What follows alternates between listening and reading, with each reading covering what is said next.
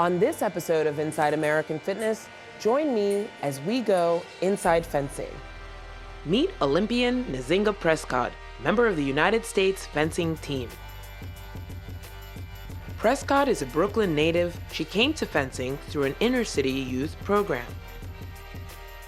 I wouldn't have had the opportunity because of financial reasons to participate in fencing. So it's really like uplifting a community, and I don't know where I would really be without it.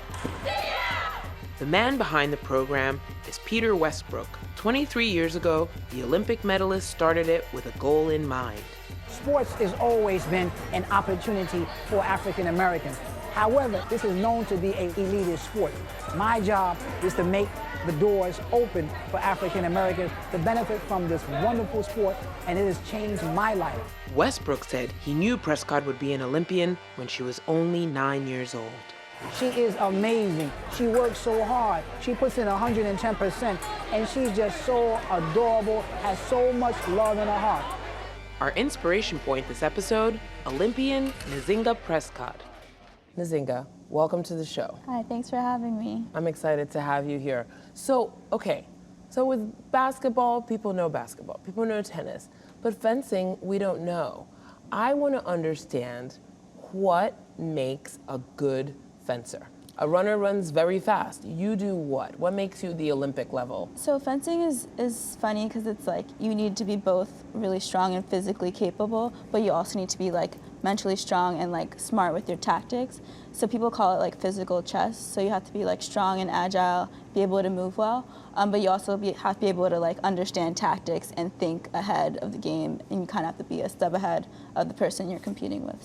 So a good fencer has a good physical presence as well as a good mental presence in the game? Yeah, you have to have both. So you have to be able to move and like outmove the person and move up and down the strip and have that endurance, but you also have to be able to like outthink the person too. So there's like two components to it, which makes it really fun. And how do you win? So what is it? I have to do what to win this game? So there's three weapons: foil, epee, and saber. I fence foil, and for foil, there's a right-of-way, so the director determines whose touch it is, and it's basically based on who's the aggressor in the action. So the director can determine whose touch it is based on who he thinks is the aggressor in the situation. Okay, and for people that don't know, foil is what? It is this thing that you hold, correct? The sword, it's as just maybe one somebody of the would know. disciplines, one of the three disciplines. And then what are the other things? Saber and epee. Saber's a lot faster. And it's like a slashing, like kind of like a sword fight. It's like really quick on the strip. Epee is more of a waiting game, like patient. And foil is like in between. It's kind of like you can be really fast or you can be like slow. It depends who you're fencing. You have to like play it by ear a lot of the time. Okay, but all of this is referring to the sword, right? Yeah. It's all that sword, but it's different weapon. Styles. Weapon. Yeah. Okay. I'm peaceful. I want to call it a sword. I guess that's old-fashioned. So now let's talk about you. It's not every day that we see a girl from Brooklyn at the Olympic fencing level. How did you get started? So I started when I was 9. I'm 22 now. And I started at the Peter Westbrook Foundation. My mom took me. And we were always like really involved with sports. And so Peter Westbrook started this foundation about 20 years ago. And basically there's a lot of Olympic instructors who teach fencing for like a very low cost. And they provide equipment and instructors and all that. So I started there, and they thought my sister and I had potential, so they paid for our lessons. Wow. And then that's how I started. So, tell me, what do you eat? Do fencers have to stay in shape? Like, do you have to eat right? Do you have to exercise other than fencing? I do conditioning. Well, usually, like when I'm not injured, I do conditioning with a trainer like twice a week. Mm-hmm. I also like to do Pilates. I do mostly like plyometric stuff, like stuff that would improve my agility and like quickness on the strip. But I think a lot of jumping stuff is helpful for fencing. What else do we do? So there's arms, there's legs. I think the most important thing is like having strong legs. Strong legs. Like most fencers are known for like having really big quads. Huh. And like a lot of fencers have like one side is bigger than the other. It's like the fencer problem. You can never find jeans that fit you because like your right leg is like way bigger than your left. Wait, so maybe I'm a fencer. I can never find jeans that fit me either. Yes. Maybe I'm supposed to be a fencer or something like leggings. that. Stick to leggings. Yeah, I do actually stick to leggings. Yeah, that's my rule.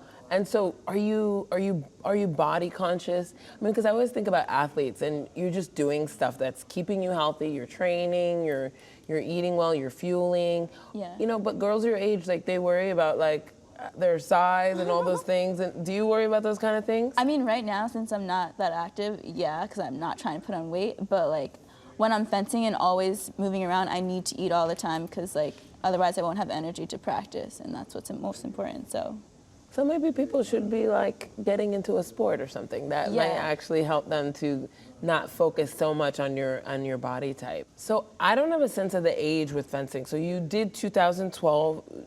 So you're gonna go to the Olympics again? Well, I have to Is that something that you're for 2016. working for? Like, at the end of May of 2016, we'll know who the team is by then.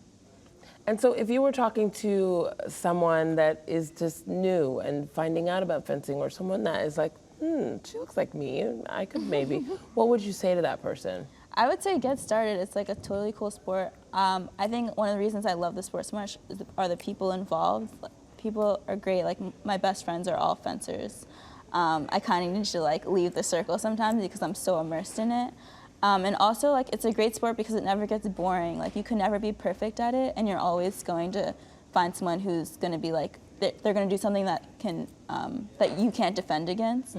So fencing's like will never be boring because you'll always find a challenge in it. So I love that. And does that carry on into your life as well? Yeah, it's just like you can problem solve and figure out anything because fencing is always like you have to figure out you have to find a solution. So I kind of take that with me everywhere. Well, thank you so much for coming and chatting with us. And we're going to get into a workout with you, right? Yeah, I'm going to warm up and we can get started.